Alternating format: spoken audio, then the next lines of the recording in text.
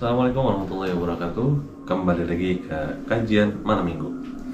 Seorang yang mempunyai jati diri pasti damai atau merdeka.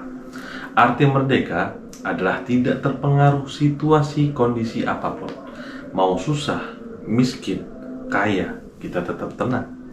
Bagaimana cara memerdekakan diri kita? Kita harus sadar. Sadar akan sebaik-baik manusia adalah yang bermanfaat. Contoh bermanfaat menggunakan sifat Tuhan. Basor adalah sifat Tuhan yang maha melihat. Kita melihat seseorang, terus kita katain jelek. Jelek lu. Kira-kira siapa yang kita hina? Sedangkan Tuhan menciptakan manusia dengan sebaik-baiknya bentuk.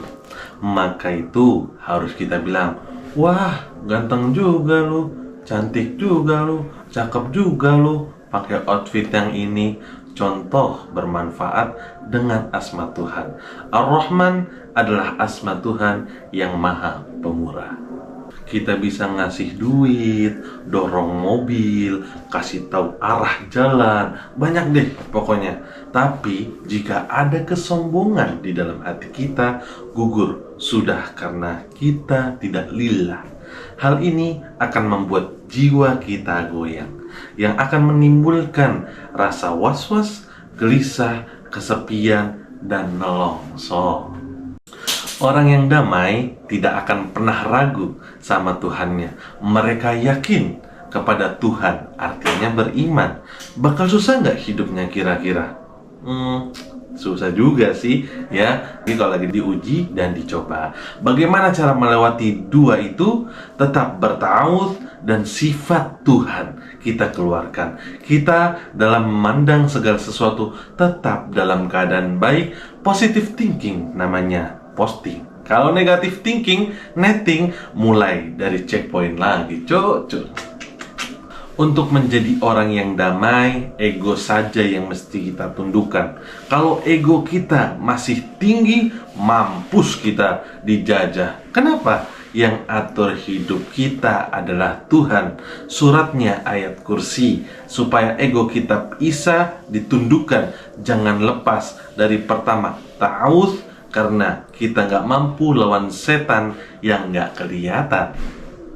Yang dihajar was-was, gelisah, kesepian, nelongso, sehingga menimbulkan rasa kesel. Serba kepancing, lihat cewek rata dadanya, lagi buat tren dada. Apaan sih anjir rata gitu? Aduh itu ya. Maka kita harus melihat matanya Tuhan. Atau kita melihat basor, kan nggak ada yang jelek. Keluarkan sifat Tuhannya dari diri kita. Ini kalau ada yang bisa menggunakan sifat asma, af'al, siapa yang mau kaya? Ayo, cepetan, cepetan. Kedua, basmalah untuk minta izin kepada Tuhan. Semua tanpa izin Tuhan bisa nggak? Kira-kira Tuhan bisa ngizinin nggak? Ngizinin bang, kalau kebaikan. Semua yang nggak baik aja dikasih, orang nyopet aja diizinin. Tapi tanggung jawab masing-masing. Kalau sekarang basmalahnya dengan nama Allah, berikutnya Allahnya berpihak nih sama kita. Udah nggak usah pakai izin, nggak perlu kehendak. Kita langsung minta ridho seucap nyata. Begitu kita ngomong, langsung terjadi kun fayakun. Terjadilah, maka terjadilah. Af'al itu perbuatan Tuhan. Kira-kira kalau nggak ada perlindungan dan pertolongan Tuhan, bisa sholat nggak? Terus siapa yang nolongin kita? Tuhan. Berarti kita berbuat nggak? Kenapa kita nggak bersyukur? Kan hamdalah, segala puji bagi Allah. La in syakartum la azidannakum. Karena kita nggak bisa ngapa-ngapain tanpa perlindungan dan pertolongan Tuhan. Sekarang kita masuk ke Al-Asr. Demi masa, sesungguhnya manusia dalam keadaan rugi, kecuali orang beriman. Orang beriman tidak akan melihat jauh masa depan. Masa lalu juga tidak dilihat. Jika kamu masih melihat masa lalu, tandanya kamu ingin merubah masa lalu yang sudah terjadi. Masa depan belum ada, terus dia pengen begini, pengen begitu, tanpa dimulai dari sekarang. Kira-kira dia udah ngelebihin Tuhan nggak tuh? Masa saat ini, detik ini yang perlu kita laksanakan harus bisa manfaat kepada siapapun, termasuk pada seluruh alam, batu, pohon, air. Kalau Rasul bermanfaat untuk seluruh alam semesta, kita nggak usah segitu dah. Alam rumah tangga aja dah. Kalau nggak, alam diri sendiri. Kenapa kita selalu lihat masa depan? Kenapa? Karena Tuhan selalu menyenangkan manusia. Tapi manusia yang punya nafsu gak pernah seneng. Kenapa? Ya Tuhan, ngasihnya dikit amat. Buset dah, udah untung gue kasuh lu, kata Tuhan. Makanya lakukan yang terbaik saat ini, menit ini, detik ini. Orang yang melihat masa depan bisa kita sebut kafir. Orang yang suka ngelihat masa lalu bisa kita sebut musyrik. Orang yang lihat masa ini bisa kita sebut munafik. Kenapa munafik? Kadang-kadang semangat, kadang-kadang jatuh terperangkap, kadang to the moon. Padahal mah lakukan aja terus. Kata Tuhan nih, gua harus fastabiqul khairat, dalam kurung artinya adalah berlomba-lomba dalam kebaikan, agar bisa selalu sadar dalam kehidupan sehari-hari, agar bisa mendapatkan jati diri.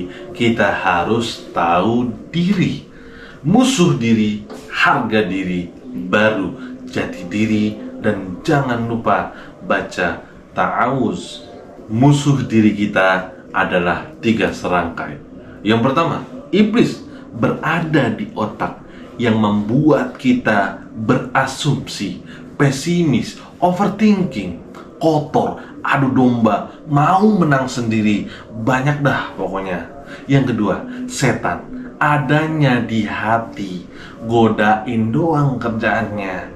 Jin berada di aliran darah, males itu sudah identik dengannya. Kenapa orang Indonesia yang mayoritas muslim minim literasi, padahal orang muslim disuruh baca?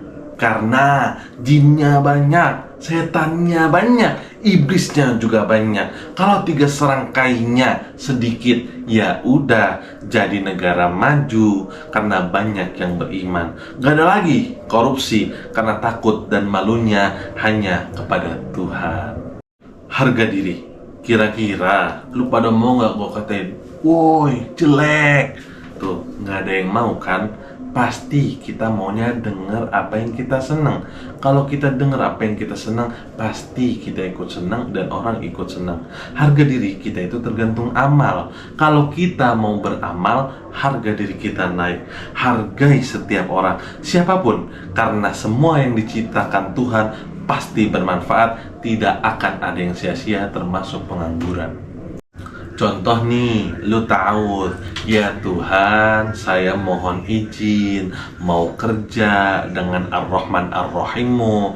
Kita buat kemurahan di jalan sama siapa saja dan siapapun. Nanti dapatnya berapa aja, tetap mengucap hamdalah, alhamdulillah. Begitu sudah mendarah daging, itu yang disebut akhlakul karim. Akhlaknya Al-Quran, berarti jiwanya sudah penuh Al-Quran. Al-Quran firman siapa sih? Tuhan kan? Berarti sifatnya Tuhan, asma'nya Tuhan, af'alnya Tuhan juga kan? Semua itu tergantung ilmu. Tuhan itu memberikan 2 kepada manusia, hidayah dan taufik. Namanya ilmu masuk ke otak, dari otak langsung ke hati, langsung dilakukan. Begitu juga kita lakukan, maka jiwa kita akan terasa, akal kita akan bekerja. Tapi kalau ke nafsu, bentrok. Wah, salah tuh. Lu belum dicobain, udah bilang salah. Ada penolakan namanya. Bisa jadi benar. Jadikan ilmu karena kita membenarkan dalam hati kita. Jiwa kita canggih juga tuh orang, kan kita jadi seneng. Tapi kalau dari otak langsung ke nafsu, lu ngomong mulu lu, gue butuhnya duit, bukan ilmu. Gue butuh duit, bukan ceramah lu. Gitulah kurang lebih. Gue datang ke sini kan butuh duit, malah lu ceramahin. Makanya kata Tuhan, mintalah padaku dengan sabar dan sholat.